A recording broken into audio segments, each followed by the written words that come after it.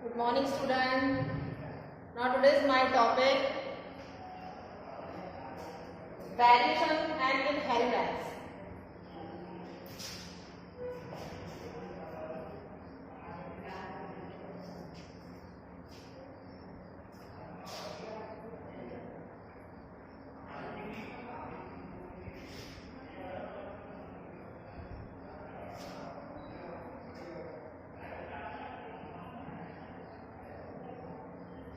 ठीक है, सबसे पहले इनहेरिटेंस यानी कि आनुवंशिकता क्या होती है। जैसे कि हमारे अंदर जो कैरेक्टर होते हैं वो हमें हमारे पेरेंट्स के थ्रू मिलते हैं, ठीक है, तो उसे बोलते हैं इनहेरिटेंस यानी आनुवंशिकता। और वही कैरेक्टर पीढ़ी दर पीढ़ी, जनरेशन टू जनरेशन हमारी संतानों में जाते रहते हैं, उसे कहते हैं वंशागत, यानी उन कैरेक्टरों का वंशागत होना। यानी हमें हमारे गार्जियन से मिले वो हो गया आपका आनुवंशिक, यानी कोई डिसीज है, कोई इफेक्ट है, कोई कैरेक्टर है, तो वो क्या होगा आपका आनुवंशिक। लेकिन जो हमारी फॉर फैमिली से और हमारी पीढ़ी दर पीढ़ी चले जा रहे हैं उन कैरेक्टर को बोलेंगे वंशागत होना, यानी कि कंटिन्यूटी, चलना, ठीक है। और इन दोनों का जिसमें अध्ययन होता है उसे कहते हैं जेनेटिक्स, ठीक है। तो इनहेरिटेंस समझ में आया। इनहेरिटेंस यानी कि लक्षणों का माता पिता से उनके बच्चों में आना और वही चीजें पीढ़ी दर पीढ़ी आगे बढ़ती जाना, इनहेरिटेंस कहलाता है। अब आता है आपका वेरिएशन।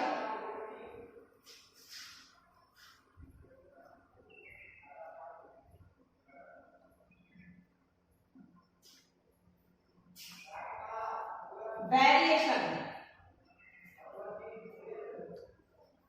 जो हमारी आनुवंशिकता यानी कि हेरिडिटी, हमारे जो लक्षणों में जो बहुत सारी वेरिएशन, विभिन्नताएं पाई गई, उनको हम वेरिएशन, इनहेरिटेंस के इंटरनल जो वेरिएशन आई उन्हें कहेंगे वेरिएशन। ये कई टाइप से होंगे, जैसे कि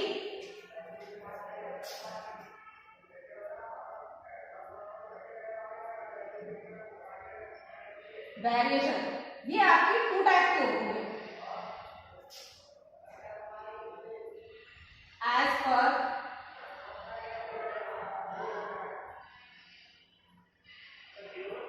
nature of affected cells, ठीक है, as per nature of affected cells। दूसरा होता है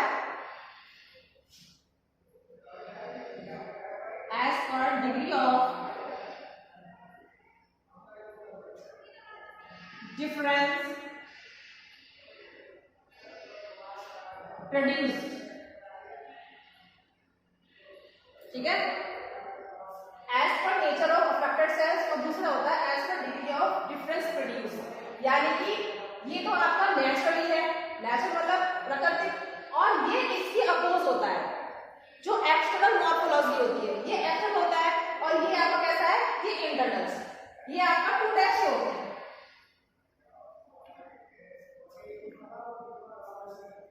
फर्स्ट होता है सोमेटिक, ठीक है, और दूसरा होता है आपका जर्मिनल, ठीक। उसी तरीके से ये भी आपके 2 टाइप के होते हैं। As per degree of difference produce जो होते हैं वो आपके 2 टाइप के होते हैं,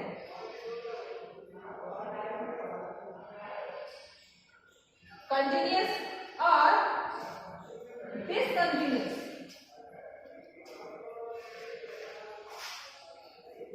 ठीक है। सोमेटिक, सोमेटिक का मतलब होता है हमारे एक्सटर्नल मॉर्फोलॉजी, यानी कि बॉडी को, बाहर की बॉडी होती है उसके कैरेक्टर के बारे में आपको बताना। और जर्मिनल जो होता है ये हमारे इंटरनल होती है। उस तरीके से डिफरेंस प्रोड्यूस में आपका कंटिन्यूअस, जो कि निरंतर चल रही है प्रोसेस, और ये जहां पर चलती हुई प्रोसेस को एक रुकावट, एक ब्रेक हो गया, वहां पर डिसकंटिन्यूअस, ठीक है।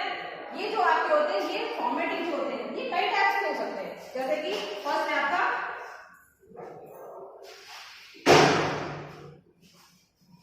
एनवायरमेंट,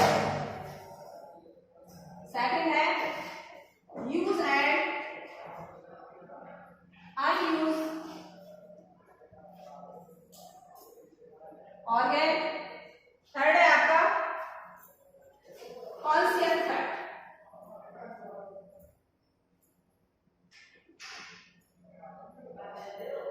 ठीक है, दोबारा देखिए इस चीज को। इनहेरिटेंस बताया मैंने आपको, जैसे कि वंशागत होना, पेरेंट से बच्चों के अंदर कैरेक्टर आना और फिर वही कैरेक्टर पेरेंट से पीढ़ी दर पीढ़ी आगे बढ़ते जाना, वो चीजें वंशागत हो गई, आनुवंशिकता वंशागत। दूसरा आता है इनके अंदर होने वाले चेंजेस, वेरिएशन, ये कई टाइप से होते हैं, फिजिकली, इंटरनल, एक्सटर्नल और क्रोमोसोम्स के अकॉर्डिंग जो हमारी बॉडी पर कई तरीके से इफेक्ट डालते हैं। तो वेरिएशन आपके 2 टाइप्स के होते हैं। सबसे पहला आपका as per nature of affected sales, यानी कि प्रकृति के अकॉर्डिंग जो हमारी बॉडी पर जो सेल्स का अफेक्टेड होता है, यानी कि प्रभावित जो सेल्स होती है। और दूसरा है आपका इसका डिफर प्रोड्यूस, यानी कि विषम परिस्थितियों में। ठीक, ये अफेक्टेड सेल्स आती हैं आपकी सोमेटिक और जर्मिनल। सोमेटिक जो होता है ये हमारी एक्सटर्नल मॉर्फोलॉजी कह सकते हैं आप, यानी कि एक्सटर्नल मॉर्फोलॉजी। ठीक है, और ये जर्मिनल पार्ट है, इसे आप इंटरनल बोल सकते हैं।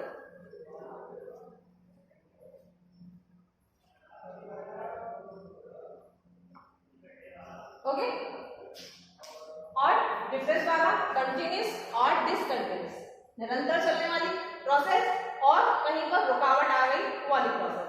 अब आप इन चीजों को देखिए। सबसे पहले सोमेटिक में एनवायरमेंट। सोमेटिक यानी कि देहिक, हमारी बॉडी लैंग्वेज जो होती है उसमें एक्शनल तरीके से कितने डिफरेंस हुए, कितने वेरिएशन हुए। एक माता पिता की संतान जो होती है वो एक सिर्फ जुड़वा बच्चों को छोड़कर बाकी किसी की शक्लें जो होती है वो सेम नहीं होती है। जुड़वा बच्चों का जो शक्ल जो फेस सेम होते हैं उनका भी एक अलग कॉज होता है, उसको बाद में बताऊंगी। आप मुझे देखिए कि एक ही माता पिता की संतान होने के बावजूद सभी के आंख, कान, नाक, मुंह सभी होते हैं, बट सभी के फेसेस अलग होते हैं। फेस किसी का एक नहीं होता, घर एक माँ के होने के बावजूद। जैसे कि हमारी बॉडी पर इन चीजों का इफेक्ट बहुत पड़ता है। पहला कि एनवायरमेंट के अकॉर्डिंग, जैसे कि सर्दियां हैं तो हमें सर्दी फील हो गई, गर्मियां हैं तो हमें गर्मी फील हो रही है, और इस तरीके से एनवायरमेंट का इफेक्ट पड़ता है। आपको इसका एक अच्छा उदाहरण दूं मैं एनवायरमेंट का, पीटी का। जैसे कि अकॉर्डिंग टू एनवायरमेंट, जैसे कि हम जो है वो एनवायरमेंट के अकॉर्डिंग हो जाते हैं। आप ले लीजिए अर्थवॉर्म जो होता है वो मॉइस्ट में पाया जाने वाला, तो वो क्या करता है कि जैसे ही उसको ड्राइनेस मिलती है वो एनवायरमेंट के अकॉर्डिंग नहीं होता है और वो डेड हो जाता है। लेकिन मॉइस्ट में क्या रहता है, वो मॉइस्ट में जिंदा रहता है। लेकिन क्या ऐसा हमारे साथ हो सकता है? क्या अगर हमें एक तेज गर्मी में बाहर खड़े हो जाएं तो क्या हम मर जाएंगे? नहीं, क्योंकि हम एनवायरमेंट के अकॉर्डिंग हैं। ऐसा हो सकता है कि यूवी यानी कि अल्ट्रावायलेट रेज के कारण हमारा मेलानिन जो पिगमेंट होता है उसमें इंक्रीजिंग हो जाएगी, जिससे हमारा जो स्किन होती है, जिसे एपिडर्मिस लेयर कहते हैं, वो कैसे हो जाएगी? बर्न हो जाएगी, झुलस जाएगी। दूसरा आता है आपका यूज एंड अनयूज्ड ऑर्गन्स। उपयोगी और अनुपयोगी जो ऑर्गन्स होते हैं, जिन अंगों का उपयोग ज्यादा किया जाता है वो मसल्स स्ट्रांग हो जाती हैं, और जिन अंगों का उपयोग हम छोड़ देते हैं वो सॉफ्ट रहते हैं, यानी कि वो स्ट्रांग नहीं होते हैं। फॉर एग्जाम्पल, जैसे कि एक पहलवान है, अगर वो पहलवानी करता है तो उसकी स्ट्रांग एक नॉर्मल पर्सन के अकॉर्डिंग बहुत ही स्ट्रांग होती है। ठीक है, एक नॉर्मल पर्सन के अकॉर्डिंग उसकी जो मसल्स होती है स्ट्रांग, क्योंकि वो डेली उसी चीज को रिवर्स कर रहा है अपनी लाइफ में, इसीलिए क्या उसकी मसल्स बहुत ही हार्ड है। दूसरा कि वाइल्ड एनिमल्स होते हैं और हमारे घर में पलने वाले पेट जो होते हैं, उनके अकॉर्डिंग जो वाइल्ड एनिमल होते हैं बहुत ही स्ट्रांग होते हैं, क्योंकि वो खुद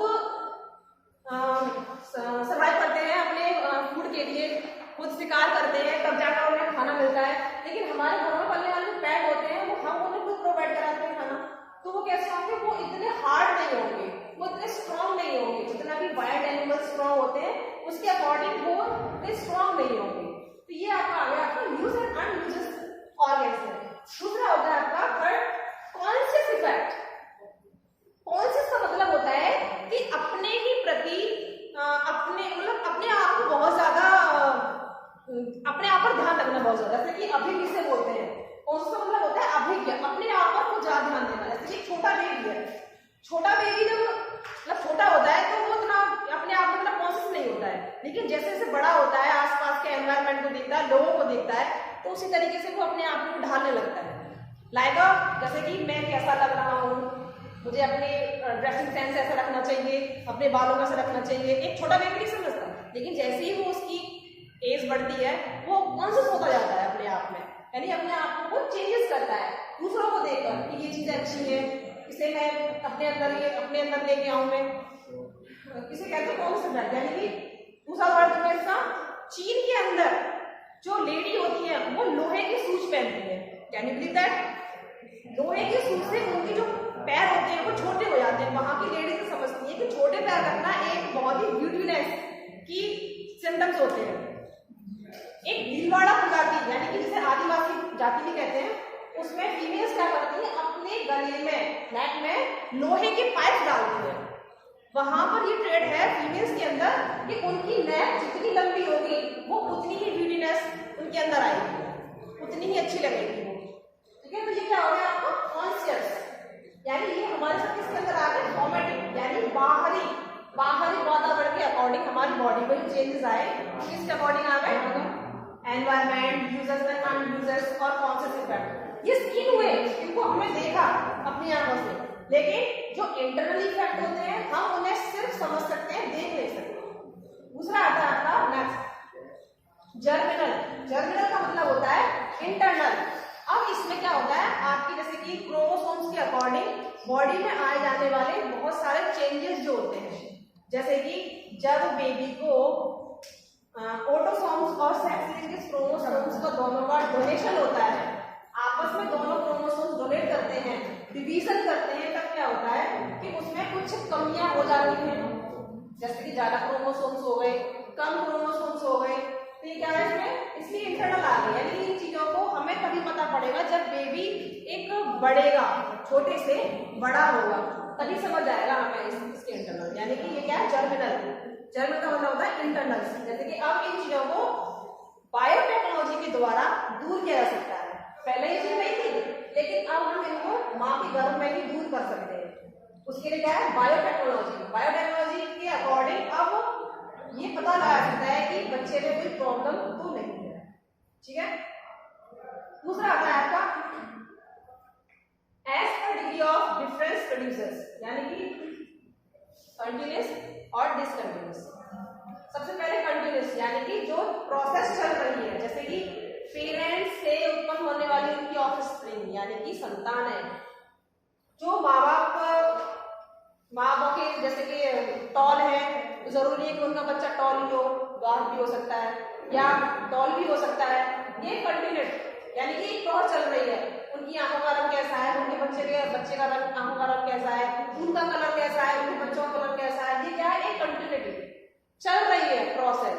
और डिसकंटिन्यूटी यानी कि वहां पर एक इंटरप्ट हो गया, बाध्य हो गया उस चीज को, यानी कि जैसे कि बॉडी के अंदर किसी की 5 उंगलियों की जगह 6 उंगलियां हो जाए, तो 6वीं उंगली में सर्कुलेशन बराबर होगा, बट वो होगी किसी काम की नहीं। ठीक है, तो ये होगा डिसकंटिन्यूटी, यानी कि उसमें एक ब्रेक लग गया, रुक गई हो वहां पर। ठीक है, ये चीजें आपको समझ में आई?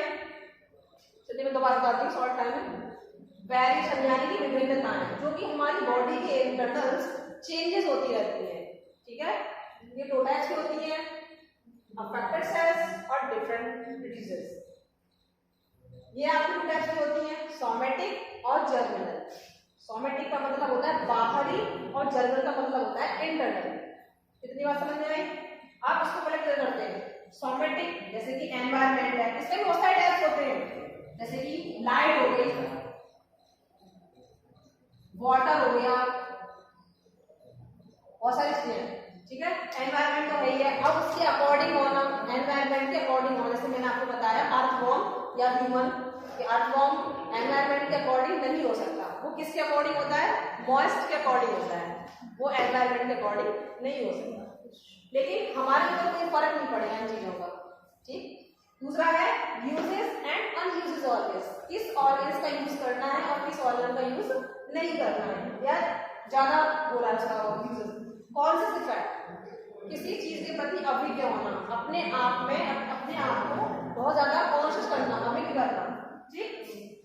इंटरनली क्या हो गया ये, जो मैंने आपको बताया कि जब मियोसिस प्रोसेस जो होती है डिवीजन, यानी कि जब जायगोट बनता है, जायगोट के बाद में जो डिवीजन होती है तभी तो बेबी डेवलप होता है, उसके अंदर होने वाली जो कमियां हैं बहुत ज्यादा भी हो सकती है, कम कमियां भी हो सकती है, तो उसके अकॉर्डिंग उसके इंटरनल कमी है या ज्यादा है वो आपकी इंटरनल दिक्कत है। इसे आप एक तरह से कह सकते हैं जीनोटाइप या फिनोटाइप। जीनोटाइप और फिनोटाइप। जीनोटाइप का मतलब होता है कि जीनों के आधार पर उसके बारे में पता लगाना, लक्षणों के बारे में पता लगाना किसके, जीनों के आधार पर। और फिनो का मतलब हो गया दृश्य, बाहर की ओर, बाहरी तौर पर किसी के कैरेक्टर को पता लगाना, और ये इंटरनल। अब बाहरी तौर पर कैसे, जैसे कि आप बता सकते हो कोई टॉल है, छोटा है, लंबा है, मोटा है, कैसा है, तो ये आपका होगा फिनोटाइप, इसके अकॉर्डिंग इसके कैरेक्टर पाना। लेकिन जीनोटाइप उसके जीनों के आधार पर, यानी कि इंटरनल, इसको आप सर्च करेंगे या एग्जामाइन करेंगे, आप कभी बताएंगे इसको, लेकिन आप इसे फिजिकली बता सकते हो, ठीक है। देखिए अब दूसरा, as per degree of difference produces, यानी कि कंटिन्यूस और डिसकंटिन्यूस।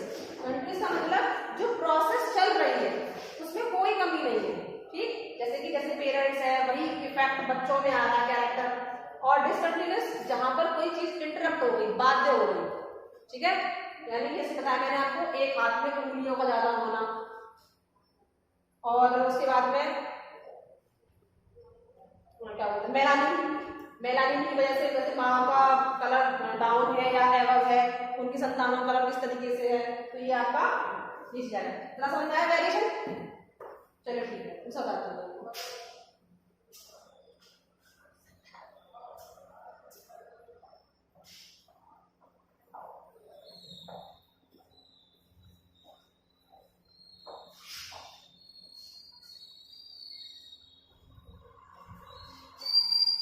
एक साइंटिस्ट हुए थे हमारे जिनका नाम था ग्रेगर जॉन मेंडल। उन्होंने क्या किया था कि मटर के प्लांट पर एक्सपेरिमेंट किए थे, यानी उन्होंने इस हेरिडिटी और कीड़ी एकांतर इनके बारे में बताया, ठीक है। उससे पहले एक बात देखिए,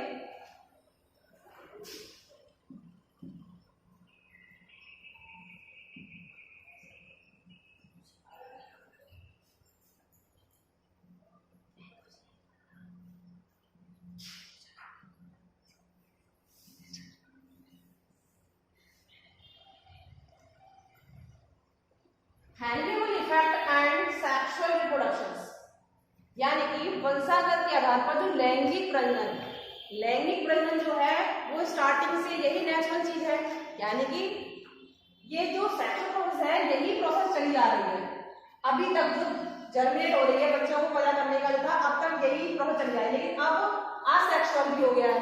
लेकिन इसको समझिए पहले, इसमें क्या होता है, फीमेल प्लस मेल, फीमेल का क्या होता है एग, प्लस मेल का होता है sperm, is equal to zygote. ये दोनों गैमेट फ्यूज होकर क्या बनाते हैं, यहां पर ये फ्यूज क्या हुए, फ्यूजन हुआ उनका, फ्यूजन होकर क्या बना दिया उन्होंने, गैमेट बना, जाइगोट बना दिया, ठीक है। ये हो गया आपकी नॉर्मल प्रोसेस, यानी सेक्सुअल रिप्रोडक्शंस के इंटरनल आपका फ्यूजन हुआ, गैमेट्स बना, मेल फीमेल और फीमेल का एग और sperm is equal to zygote. इसके थ्रू क्या बन गया, ये जाइगोट बन गया और इसे प्रोसेस हुई। दूसरा आता है आपका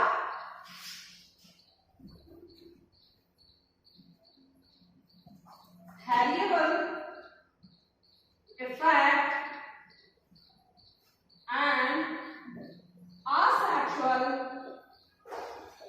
reproduction,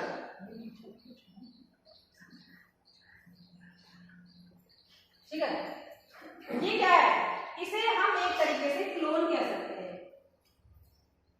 यानी कि उसकी प्रतिलिपि, उसकी कॉपी, ठीक है, क्लोन। यानी इसमें क्या होता है, एक जो मदर सेल है हमारी, वो डिवीजन करके अपनी तरह ही सेल बनाती है न्यूक्लियस के थ्रू इंक्रीज होकर। जैसे कि जब ये मदर, ये इसको क्या है, मदर सेल है, ठीक है। अब ये इंक्रीज होगी किसके थ्रू, न्यूक्लियस के थ्रू। ये क्या है, न्यूक्लियस, ये यहां पर इंक्रीज हो गई, ठीक है। ये क्या है, डिवाइडिंग, ये इस बार, और यहां पर क्या हुआ, ये सेपरेट हो गई। इस मदर सेल्स की ये 2 डॉटर सेल्स हो गई, लेकिन अपने आप में क्या हो गई, ये अपने आप में मदर सेल्स हो गई और इसकी क्या थी, डॉटर सेल्स हो गई।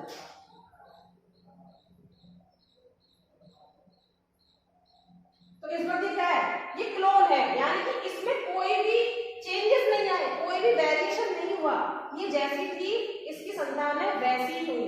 लेकिन सेक्सुअल में क्या होता है कि बेबी में कम या ज्यादा भी हो सकता है। इट इज नेचुरल प्रोसेस, ठीक है, और इट इज आर्टिफिशियल प्रोसेस, ठीक है। आया समझ में, ये principle of inheritance and variation. आज का टॉपिक यही फिनिश होता है। Thank you.